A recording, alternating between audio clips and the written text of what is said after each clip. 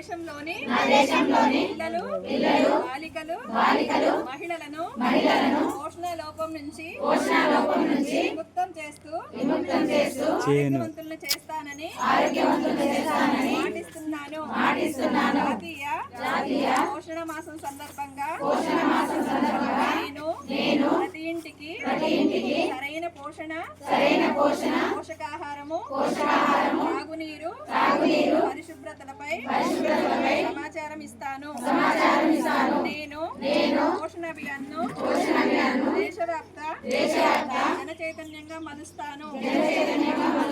ప్రతి ఇల్లు బడి పల్లె పట్టణం సరైన పోషణ నినాదాలతో మారుమ్రోగేలా చేస్తాను. ఈ జన చైతన్యం ద్వారా దేశ సోదరీమణులు పిల్లలు సంపూర్ణ ఆరోగ్యవంతులవుతారు.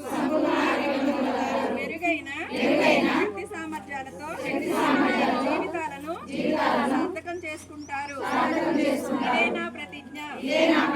సరైన పోషణ ఆరోగ్య Telangana. Thank you to all.